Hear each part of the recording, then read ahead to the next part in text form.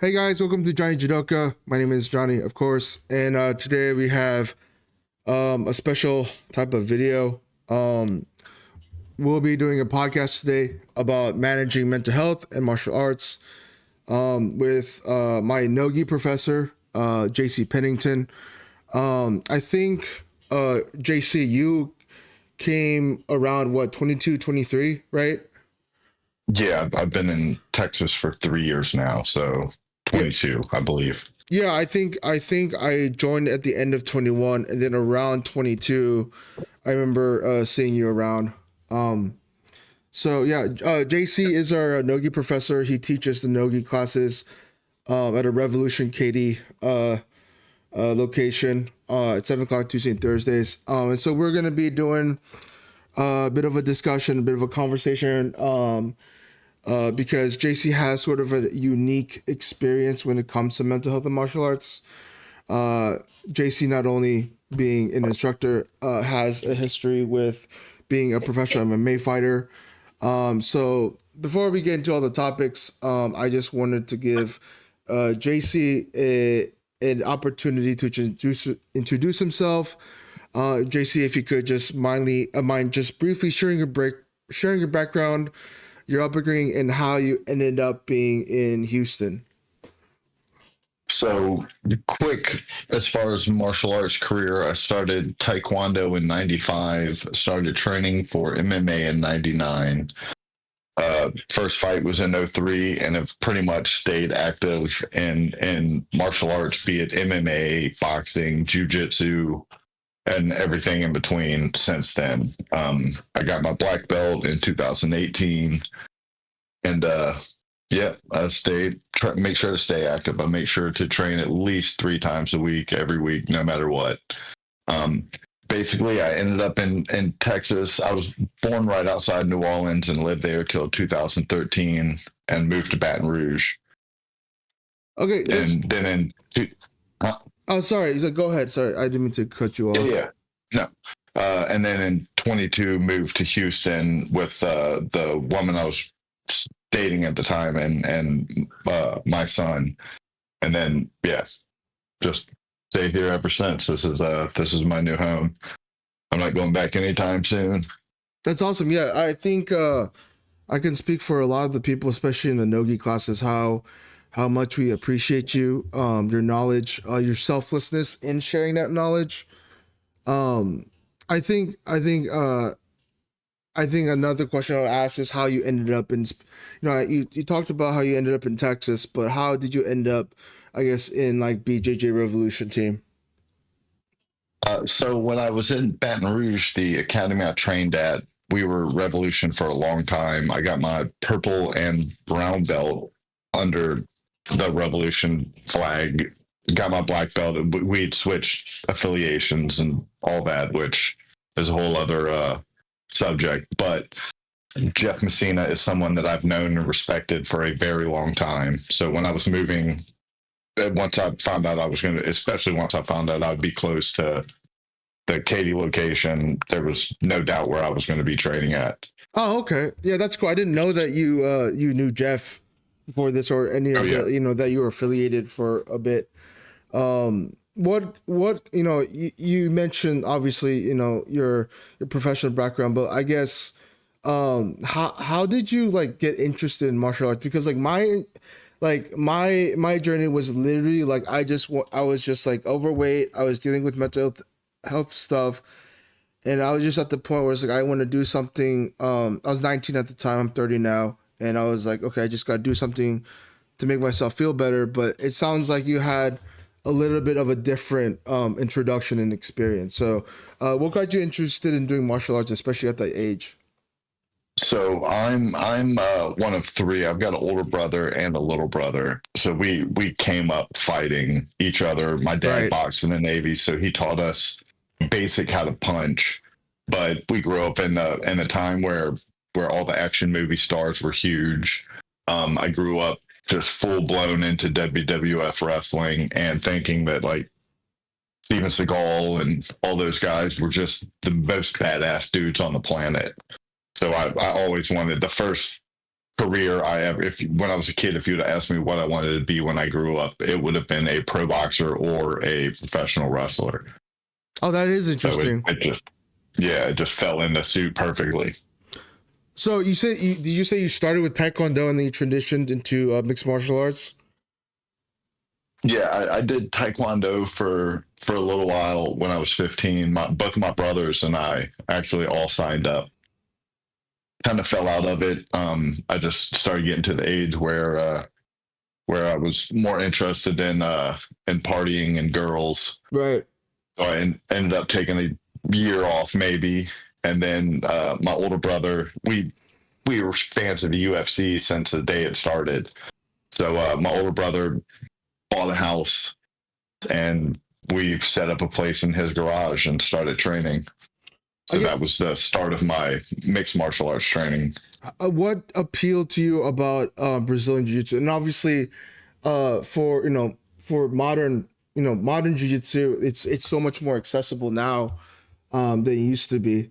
But like back even before me, like having, I mean, you probably know this, having a black belt or even color belts was so rare for people in the back of the. So I guess what appealed to you about like not just wanting to do Brazilian Jiu-Jitsu, but getting good at Brazilian Jiu-Jitsu?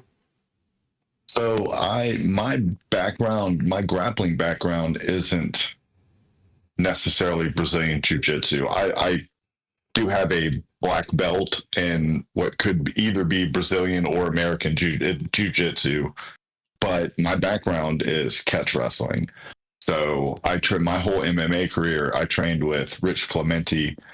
We never wore gis, everything. He comes from a wrestling background, and we studied all grappling to make it work for MMA. So I didn't know a gi until 2013. So I was definitely not I submitted people a lot. I had, always had a good submission game, but it wasn't necessarily, I didn't know any Brazilians or, do jujitsu. We were catch wrestlers. Oh, okay. So I guess what is the difference between like, what we consider jiu-jitsu and what is catch wrestling? I've heard the term before. So catch wrestling used to be taught in the United States. It's a very common thing. Catch is actually what turned into like professional wrestling, but it's very similar to collegiate style wrestling. The takedowns are there, but there are submissions involved. Most of them are chokes and joint locks. But think about the submission. The Americana is the American. It was named the Americana because one of the Brazilian families learned it from a catch wrestler. That's where the name came from. So catch has always been a thing. Catch is, still big.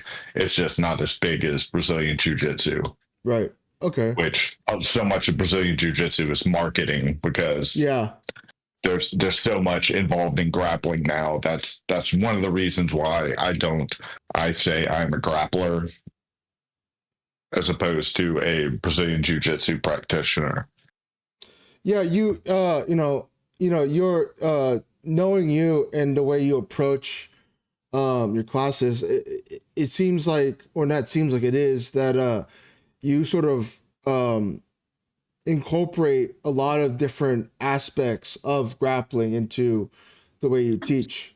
And it's not just like, oh, let's say it's like one dimension. It's very diverse from the sources of knowledge that you share with us. Yeah, and I've been fortunate. I've gotten to train with so many high level guys and so many different. Like I've trained with a lot of sambo, judo, collegiate wrestlers, catch wrestlers, jiu-jitsu. So I've gotten to spend a lot of time with a lot of really good grapplers from different disciplines. So that's one of the reasons I use the No Kings moniker is there's no one style that rules over what I do. What I do is whatever works. And what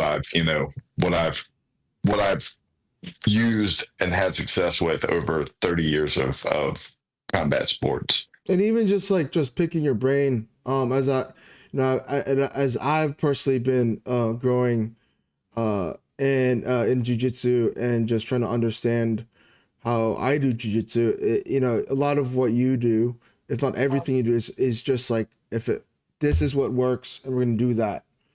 You have a Yes. very like no frills attitude towards jujitsu. And that's why I feel like whenever I go to your classes, it's very easy to learn and apply. Because it's focusing on like the effectiveness about the, as much of 100% effectiveness rate as you can. And so I think that's what a lot of people I've talked to people from the class, and they really enjoy your classes because of how like clear and effective and applicable it is. And I think so. Two things that will can go into play for that is one, and we'll touch on more. I'm clearly a very neurodivergent person. My brain doesn't work like normal people, and because of that, I view grappling in very, very different ways than most people. I view it as, I'm able to break it down into percentages and theories and concepts, to where techniques are not something that, techniques are very black and white, and grappling is nothing but gray. And I've also spent time learning and understanding how to teach and how people learn, which I think is a big thing that most people don't spend any time at when they're teaching. Like you have to know how people learn. If you don't put forth that effort, then you're possibly just repeating the same mistakes that you were taught and they were taught. Something that so I come from a music background. I had a full music scholarship to Texas Tech University to play tenor trombone, and I wanted to become a music teacher. And that's why I like helping the kids classes every now and then. And something learned pretty early on is that just because you're the best player does not make you the best teacher. Those are two separate skill sets. Um, 100%. those are two separate skill sets, and being good at both 100% each is really not common. We had, growing up, there was this trombonist. He plays for the New York Philharmonic, probably the best trombonist, tenor trombonist in United States. But people have issues with him when he teaches. He's super, like it's like he just it doesn't have it. So it really taught me that, like, the way being able to teach something and have people apply it, and people not only to apply it but retain it, because you learn so many techniques, especially when you're a white belt, or even further than that, and you're just like, how do I? And so being able to have someone who breaks it down, because a lot of the people in our nogi class are sort of lower belts, and Yeah. so for them being able to process that information and apply it, is really, really important. So I think in that regard, the neurodivergency is really important, because it helps people to connect in ways that maybe other teachers are not able to connect with them. Yeah. Yeah. I pride myself on being able to show a technique and have the newest person learn from it and the most advanced person learn from it, because it's a basic simple concept, because that's what works at the highest level. There's a lot of in jiu-jitsu right now. For the last several years, there's just been this big storm of, if you look on social media, everyone's posting these techniques, and it's a majority of them is guys that people that own gyms. They're the black belt in the gym. They have no one else high level, so these crazy techniques work. A black belt can do amazingly flashy stuff to a blue belt, but if it doesn't work against another black belt, you're wasting your time showing it and learning it. Moves, it should be, in my opinion, and good. And again, the good thing is everyone's entitled to their own opinions. Mine's just an opinion, but if it doesn't work on the highest level, or a equally matched opponent, then it's a wasted technique. Right. So Also, I make sure to. What you got? Yeah, so sorry, I didn't mean to cut you off. Are you Go. good? So yeah, so I guess we have a little bit of a background on JC. We have a little background on how he approaches things and his history, and then I guess we're gonna be sort of shifting to the meat of the podcast, which is dealing with mental health and dealing with being a martial arts athlete. And so for me personally, I have a schizoaffective disorder, which is schizophrenia and mood disorder, which is bipolar. And so, I've had conversations with you and have talked about this, and you talked about your own struggles with mental illness and being a athlete. So I guess we can just start off with just you sort of sharing, what mental health illness struggles you have, and how did it develop, and how did it affect your martial arts journey? So I was diagnosed at a young age with manic depressive, which is now bipolar, um, which I've recently found out studies that say they don't diagnose people at 13 years old bipolar. No, they don't. They found that a lot of those olden diagnoses were not necessarily bipolar; they were autism. Yep. So maybe I'm bipolar, maybe I'm autistic. I know I'm ADHD, and I do believe I am bipolar. I definitely have lived a life riding, manic episodes and depression. So, but yeah, I haven't been diagnosed in a long time, so there's no telling what they call me now. But I'm definitely far from normal. Right. So I guess you mentioned people typically, now that there's less of a stigma on mental health, people know, maybe quote unquote know what depression is, but in your own words, what would you describe mania to be? Because mania looks different for different people. Yeah. So me, it's a lot of it is just me when those episodes hit. Every idea I have is absolutely amazing. It'd be a matter of time before I'm ruling the world. Every woman wants me, every man wants to be my best friend. It's just that kind of mindset. Like everything I say is absolutely amazing. um I'll be the CEO of a company in no time. There's just And luckily over time I've managed to understand when these things are happening, so I can kind of reel myself back. Impulse control is always, especially in manic stages, is a huge issue, but I've managed to be able to compartmentalize what I need to like forcefully control impulse wise, and the things that I can just let go because it's not as dangerous. Right. So I think you mentioned a couple of things. You mentioned so one thing that people obviously coming from bipolar, people with bipolar, people don't understand that mania is not happiness. No. It's an elevated state. So elevated to the point where it's unhealthy. Yes. Sometimes people think that mania is like elevated means enlightened, which is what we feel like at the time, but that's definitely not the case. You're definitely more at risk of doing risky, dangerous behaviors, Oh doing yes. things that are inconsistent with your daily routine that would normally be healthy, but when you're in that state, you're sort of doing the wrong thing. And then you mentioned something, every girl wants me, every guy wants to be with me, be at my side. I'm going to be a CEO. That's where the delusions of grandeur come into play.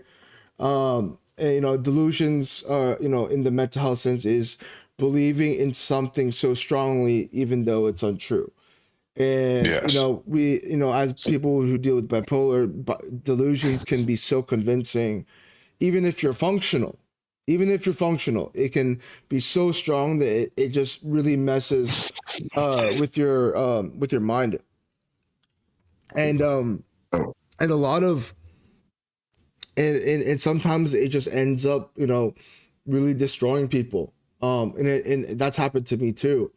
I remember whenever I was the first time I was really mad, I thought I was like a biblical character from the Bible. Like I thought like I made flowers grow, like stuff like that, you know. Yeah. So I can definitely relate with that. Did well, in another aspect to the mania is having increased aggression. Did you experience that, especially as you were in martial arts and dealt with the mania? So early on in my career, like I've always had a very explosive temper. That was an issue I had, all throughout junior high, and the short stint of high school I had was just, and it's the impulse control. Like when there was a thought, it came out. When there was, any aggression or any anger, which I was filled with as a kid, it the first opportunity to pour it out, it all came pouring out. So there was a lot of aggression early on in my fight career. There was a lot of aggression. Same thing in training, but over time, I learned how to understand and control that aggression more, to where it wasn't an emotional for fighting any, at least it wasn't as much emotional. I tried to pull all emotion out of fighting and make it a mathematical problem, Right. or a problem in front of me that I had to come up with a solution for. But definitely early on, there was a lot of aggression and rage involved in fighting. What would you say helped you sort of transition from that, that more impulsive, over emotional, reactive, uh, uh, sense into the more objective, sort of like, mathematical? What helped you sort of transition into that? So a lot of it would probably be, and again, I can attach this to the possibly being ADHD, is my ability to fully hyper focus. So early on, and when I was real young, I was institutionalized once or thrice, and in those instances, what I ended up doing was learning about the mental disabilities and then how to game the system. And since then, I've spent my entire life trying to further understand the human brain and how humans work. So being able to spend, a lifetime hyper focusing on that helped me understand what my brain was doing and how to better control those emotions. So a lot of it was just hungry for knowledge and putting in the effort of reading books. I was a psychology major in college. Um, I've just focused and spent time understanding the human brain, in turn, my brain, and how to better control myself. So you bring up a very good point. You talk about, whatever you're dealing with, it's about how you cope with it. And that is a choice that people make. The and I I'm sure that you can relate to some, especially with impulsivity. It can feel like it's out of control, but once you start working on yourself, you start, using ways to cope positively. And for you, it was being able to understand how your mind works, and learning things to help cope with it. I think that's really important for people to understand, is that is being able to find ways to cope. In cognitive behavioral therapy, they always talk about, like, when you have these emotions, when you have these thoughts, when you have these behaviors, and that they're unwanted, and you're trying to deal with them, you have to learn how to cope with them. You can't just let them run Yeah, rampant. Because unfortunately, um, not even fortunate. And the reality is, especially, as when I grew up as a teenager, I didn't cope with these things well. I was very destructive, very violent, very angry. I didn't show it at school, but at home I was like a completely different person. And I yeah, had to learn, when I was hospitalized so many times, like I have to learn how to cope with it, because that's going to get me in a lot of trouble. oh Not yes, just with like the law, but like if I have a family, if I have a partner, if I have a child, you're a father, right? And it's such a big deal, being able to cope with it, because I remember as an adolescent, I would meet kids who, or maybe teenagers who just didn't deal with it well, and I didn't deal with well, And once you're turning adult, like you gotta figure it out, or you're gonna get in trouble, right? Yep. Which I think we see in adults all the time. Is it's very common to see adults that had or have issues that have never learned how to cope with it. And yeah, if you have a problem as a child, you'll and don't learn to deal with it, you'll still have that problem as an adult. Right. So we see it in all aspects of the world, people with issues that they're not willing to deal with. And that's a choice. Yes, one That's a hundred choice. percent. It's hard for people to change, and it's really hard for people to look in the mirror and accept that they are the problem and they have things they need to work on. Right. So I guess I would ask this next question. Obviously, you have bipolar and stuff. Along with the ADHD. What were the highest and low points of your career, and how did your bipolar affect those moments? So there's been throughout my MMA career, there's been tons of the big part of the MMA career, fighting was awesome, but the bond, the much needed bond with team was one of the biggest parts. Traveling, I've gotten to travel around the world with teammates and coach people and fight internationally. So that was the biggest moments really for me was just getting that bonding and that friendship, because it's important. We're social creatures, we need that kind of stuff. um and then there's always the ego of the spotlight, which is again absolutely amazing. um yeah, so I've gotten to fight all over the place. I've got a full healthy career. um that and getting my black belt was also a really big moment in my martial arts life. It's just such a big, like, it's cool right now for a lot of jujitsu people to say like belts mean nothing, but it's a huge thing. It's a huge accomplishment. So that's probably one of my biggest moments still is the black belt. What would you say? Like, how did let's you said your career is fueled the highs and lows. Obviously, being getting your black belt was one of your highest. But how did your bipolar affect whenever you weren't in those highs, when you were having really low moments? So unfortunately, a lot of my fights, it's just so to take a fight, you sign a contract a month and a half, 2 months out. So that from that point forward, you're fighting.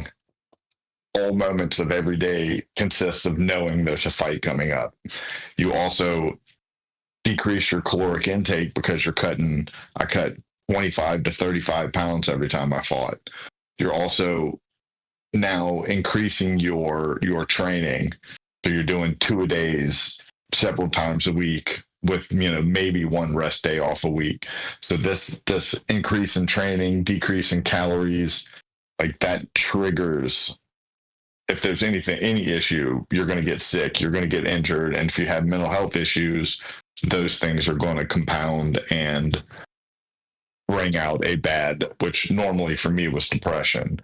So I would, and it showed later on in my career. I chained together several losses just due to I was not in the mental space to be fighting.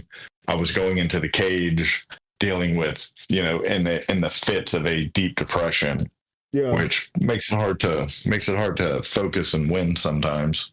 Did having those cuts in weight and having those increased training sessions while you're doing the depression, how did that affect your sleep?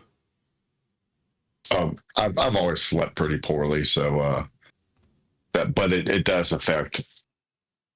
It really didn't hurt or strengthen my sleep. My sleep's always been pretty in and out, so that's always been a struggle for me, was getting any kind of good rest. Still is a struggle for me. Oh, gotcha. Okay, because I know that at least for me, like whenever I get manic, I don't sleep at all. I'll be up for days, and then if I get really depressed, it'll be hit and miss, because it'll be like I'll be so Yeah. depressed where I don't want to sleep, because I know that if I do sleep, I'll just like sleep the whole day. It won't do anything. So I think that's something that people need to also know about mental health is like when you're having an episode, it affects your physical health. It's not just like, oh, the feelings and the thoughts in my head. It affects your physical Oh yeah. health. Things like, it affects your sleep, affects your eating, affects how much you're hydrating. It affects even things like I know that when I know it sounds a little TMI, but like whenever I get extremely anxious, I cannot use the restroom. Like it just Oh people yeah. don't realize there's so many aspects to physical health because like if you feel good physically, you probably feel good mentally and vice versa. But if you're not, it affects. So I think that's something I've learned is being able to if I sense something wrong mentally or emotionally, I'm always seeing how that's connected to how I'm eating, how I'm sleeping, how Oh I'm yeah. drinking, how like my health is.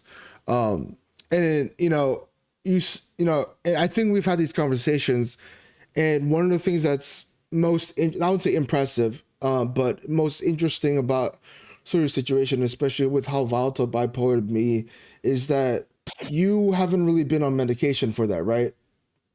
No, no, I've managed to stay off. I was on medication for a short period when I was young, and then a small amount of time, probably 5 years ago. I spent about 6 or 7 months just trying it out, and yeah, it wasn't for me.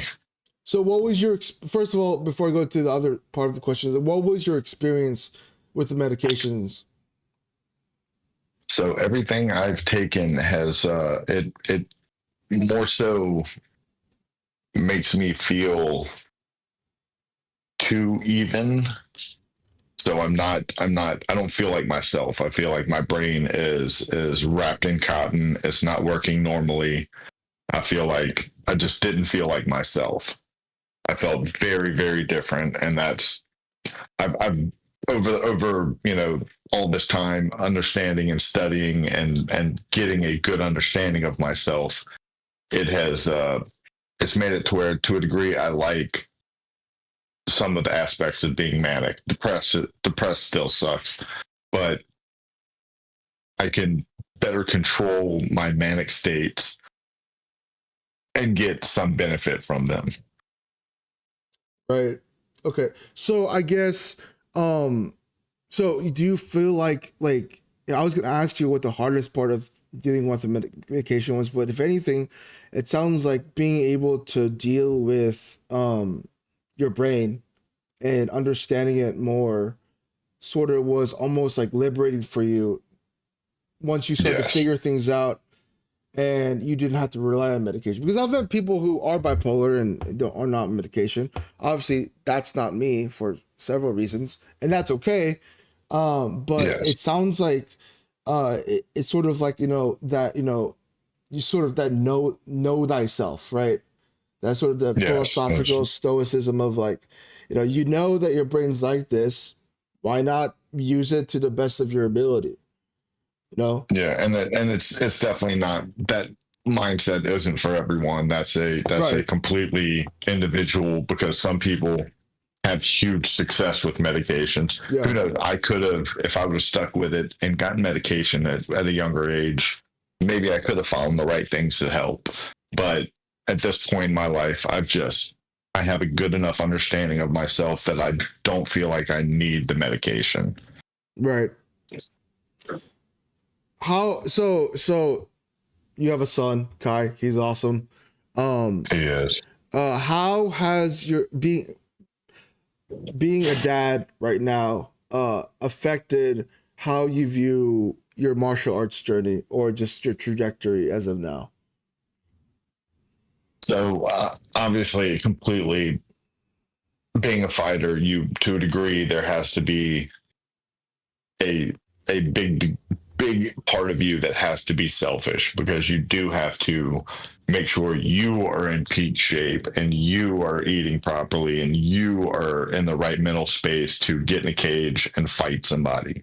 So I've spent a lot of my life very focused on that journey. Um, once I retired and started coaching a lot more, obviously that kind of goes away some. But now with Kai, like he is my equal. He is as important to me as I am, which should always be no matter what, you have to be important to yourself. Like if you're not worried about you, no one else will be. And he will also see that I put in the work and I do things for myself, and that will, help him with what he decides. I'm not forcing him to train. He'll know how to defend himself. I've taught him, basic stuff.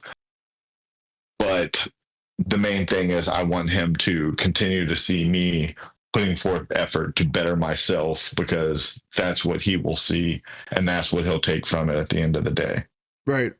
That's awesome. I I always love seeing Kai at the gym, because especially how you interact with him. Just you guys just having fun, and you guys just having Oh a good yeah. time. And it encourages me, because it inspires me to, like, even though I have my mental health struggles, one day, maybe I'll have something like that, and I can still deal with my mental health stuff like you deal with yours, right? But but having, a family, that's awesome, JC. Oh Um, yeah. Yeah. It's so it's been life changing. being, being a jiu-jitsu black belt, um, what would you say to people who are wanting to start jiu-jitsu or are struggling as a practitioner to keep going and not give up? What would you say to sort of encourage them?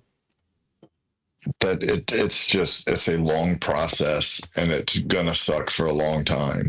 I think the biggest thing I try to tell new people is, for one, don't watch social media or YouTube techniques. Listen to your coach. Do what your coach says. Go over what you're learning. Don't try to drink from a fire hose and watch a bunch of techniques that aren't what you're being taught. Just stick with what you were being shown in the gym. The other most important thing is consistency, and what I mean by that is 2 to 3 days a week. It's so common for people to start training jujitsu and they fall in love with it because it is an awesome thing to do. It's an awesome sport. We're social creatures, so being in that close contact with other humans is huge for us. The issue is people start and then they're like, well, I'm going to do 2 times a day, 4 days a week. And then they burn out after 2 years. They get their blue belt and they quit. That's one of the big reasons why there's such a drop off at blue belt, is people just burn out. They're doing 5 days a week, 6 days a week. They're cutting all other aspects of their life out because they think that jujitsu is the most important thing in the world. It's awesome. It's a key to my happy life, but it's not the or only key. So consistency is one of the biggest things. 2 to 3 times a week. You don't have to do 5 days a week. You need other things in life. Jiu-jitsu isn't therapy. Jiu-jitsu is just a fun activity to do with your friends. Right. I think I have a little bit of a background in philosophy, and I studied a little bit of this 20th century existential philosopher named Jean-Paul Sartre, and he's French. And the whole idea, for people who don't know, existentialism is there's no inherent meaning in anything, but it's your ability to make things out of something, out of nothing, that matters. And so, sort of piggybacking off that, and that will sort of transition to the next question is uh there's this anecdote of him. He's sitting in a restaurant, right? He's sitting in a restaurant, and he's just drinking a cup of coffee, whatever. And there's this waiter that's like really good at his job. He's doing everything. He's serving out the customers. He's super nice. He's super charismatic. But Sartre sort of notices that he's a little too eager. He's a little. It's almost like his identity is only in that, right? Yeah. And that's something I struggle with too. Is that, like, my identity was all in this one thing. And this is not. This doesn't just go for jiu-jitsu. It can be other things that are like maybe like superficial things that we care about, but it's not the thing that we should be caring about the most, right? You talked about, you had your fun, in mixed martial arts, traveling and being successful. But right now, it's not about jujitsu. It's about, providing for your son, being a good father to him, having that experience with him. And I think sometimes, especially, and I was guilty of this too, white and blue. I often found myself like my identity was like, if I don't do jujitsu, I am nothing. And that's a really Yes. big trap that I think people fall into. And I'm sure you can expound on this, because it's like, no, your identity is like other stuff too. Like, I like video Yes. games, I like music, I like art. Why would you go to a bar and just say talk about about how like you like heel hooks all the time, right? It's like there's other parts to life than just jujitsu. Oh, for sure. Which was a big issue I had coming out of MMA. I was like that was my entire everything. I was a fighter, and because of that, I think I may have retired 3 or 4 times. I would always fall back into it because that was my world. Everything around me evolved around being the fighter. So it was, it was hard for me to. That was one of the hardest things was for me to break out of that and grow from there to where I'm not, I am so much more than just a fighter. That's Right. that's an aspect of me, but it is not me. Which, yeah, that's the issue people get with jujitsu. They, 3 months in, all of their t-shirts are jujitsu. They try to train 7 days a week. They try to grapple their significant other. That they try to get as many people as they can into jujitsu, which never works.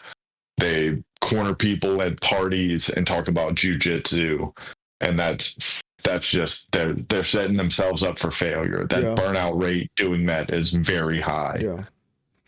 I guess transitioning to the next question, what are some hard truths about being, a professional martial artist that you would want inspiring athletes, especially in the social media culture, to consider before commit to being a professional? As far as MMA, the big thing, even in jujitsu, now that jujitsu is starting to get a little more notoriety, is you have to have a backup plan. For one, combat sports do not pay well. You have to do it out of the love of competing and the love of challenging yourself, because the amount of MMA fighters that make a living off of MMA are almost non-existent. It's 0.1%. Yep. And then even the majority of them, after you retire, what are you going to do? Now you can't fight. If you're fighting in your mid 30s, that's about the time you need to start getting out. So you have to just make sure to have a backup plan. Don't put all your eggs in one basket. Um, we're starting to see it now. We're in a place with jujitsu where it's not uncommon for parents to take their kids out of school and homeschool them so the kids can do 2 a day jujitsu training. And jujitsu is a sport that, as much as I love it, it will never be mainstream. The only people that watch sport jujitsu are people that train jujitsu, and most of them don't even watch it. So it's not a spectator friendly sport. There will never be money in jujitsu. I wish it wasn't true, but people don't want to watch UFC when people are grappling. So if you take out knockouts, they're definitely not going to watch grappling alone. So it's just have a backup plan. Even if you want to be the best fighter in the world, make sure you have a backup plan. Make sure you have a retirement plan. Make sure you have something to go to that will still make you a living.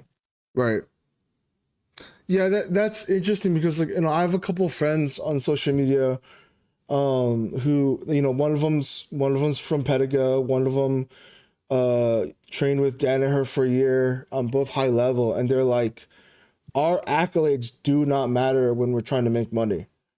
Not at all. They're like the only reason why they're even successful in bringing money is because they're able to market themselves, and that's how a lot of these you know jiu-jitsu people are doing it. It's not necessarily the techniques they're showing, it's not necessarily anything. It's just they're able to market themselves, and that's a skill in of itself. The outside from jujitsu, like you don't go into Yes. jujitsu going like, oh, here's a crash course into how to market yourself from scratch, and then being able to, like that. That's not a thing, and that's something that it takes not just skill but just a certain mind to do. Like for me, like I'm an artist and I love jujitsu, but I just don't have that, at least right now, that just that mind for being able to market myself. And so people don't understand that, like, like I sort of joke around with people nowadays, and I just say that like competitive BJJ is a scam, because it's like you're paying for the membership, you're paying for, whatever gear you're getting, paying for the tournaments, and then you go to larger tournaments, you're doing travel, board, and then what? You get a medal, a $2 medal, and you can't pay your bills. It's Yes. like it's very harsh, but it's reality. It's like it's obviously, you want to, and also like it's also even to the point, I'm sure you know this, it's like the level, you're not going to be leg locking people in a self defense situation, you know. No. Yeah. And Sure. But yeah. we can touch on self defense afterwards. Finish what you finish your. Oh yeah, no. I was just saying it. It's just like it's so funny because it's like it's not worth it. Yeah. For me, grappling is, or combat sports in general, because I still teach striking some. I still go over and spar some, but it is a social club for me. I We need humans, again, humans need social interaction. We are social creatures. So I go to jujitsu to see my friends, have a good time, and exercise. So it is a social club for me. Self defense isn't grappling. I've been in tons of self defense situations, way more than I should have. I've bartended. Worked in the French Quarter for several years. I've bounty hunted. I've been in all these situations. When it comes to self defense, the last thing you ever want to do is grapple somebody. You don't want to be on the ground. So grappling, grappling is good if someone attacks you, but it's not. It's a last resort. Like I don't want to ever be on the ground at all. So why would I spend all of my self defense training being on the ground? Um, we've done the gym I came from in Baton Rouge. Once a year, we would do a Royal Rumble where basically everyone versus everyone. You had to stay on your knees and grapple. You realize quick if you're only grappling three white belts versus a black belt, the three white belts win every time. There's nothing I can do against three people grappling only. At the same time, I've been in a self defense situation where it was 3-on-1, and I did just fine because I'm not grappling. I'm throwing punches. Punches changes everything. So, jujitsu it's better than nothing. I do suggest people knowing it. It's awesome. There's tons of benefits from it, but that shouldn't be your purpose is self-defense. Right. That it does bring people in, but it shouldn't be the reason you do jujitsu, because it is a false sense of security. Right. Yeah. Wow. I mean, yeah, that's awesome. I think, the more I've started to get to know you, JC, and just sort of pick your brain, it's really interesting, sort of your story and sort of where you come from, because because like right now it's like all you care about is just taking care of your family, and that's something that I feel like I sometimes forget, whenever I get sucked into jujitsu and trying to get better, trying to get to the next level, is like just take care of yourself, like it's not everything, it's not the end all be all of like what makes existence. Yeah. And the big thing about jujitsu is something else I like to tell new people is you can accidentally get really good at jujitsu if you're consistent. There's ways to improve quicker, but you can act over a long enough timeline. You can get good by just coming to class and grappling. That's what it takes. It's consistency and it's repetition. Again, touching back on how humans learn, we know humans learn through repetition. That's the only way we learn. No matter what we're going to get good at, you have to do it over and over and over again. So that's a huge part of it is just like you'll get good. So don't, if you spend all of your time focusing on getting good, you'll miss out on the joy of the process of getting good. Right. Well, JC, I just want to say thank you for giving me this opportunity to interview you. It was a lot of fun. What would For you sure. what would you hope people who listen learn from sort of this conversation, if anything? The main thing is just like we're all suffering through things. And the key is we don't have to suffer alone. It's important, especially for like I came when I was suffering with all my stuff throughout my fight career. You kept that stuff bottled up. Like we're tough, we're fighters. That's not necessarily the case anymore. It's so much more open. Like that we should open up more about that stuff with our friends. That's one of the things that makes jujitsu so special is the community. And part of being in a community is being able to be honest and upfront and forward with your friends, which is a very important thing. So don't feel like you got to suffer in silence. There's always someone you can reach out to. Right. And I'm anyone that knows me, I'm always happily that guy. Right. Absolutely. Well, JC, as always, it's good talking to you. Thank you for this opportunity to Awesome. interview you. It was a lot of fun. I learned a Yes, lot from sir. you. JC teaches our Nogi classes Tuesday and Thursdays at 7 at the Revolution Katy location. We have a good group of people at Revolution who care about getting better and just care about humans. And I'm just grateful to be a part. So I guess for everyone who's on my channel, thank you so much for just listening to this conversation. I might be doing more podcasts with more people in regards to the mental health and martial arts aspect. But thank you so much for listening, everybody, and we'll see you in the next one. Bye.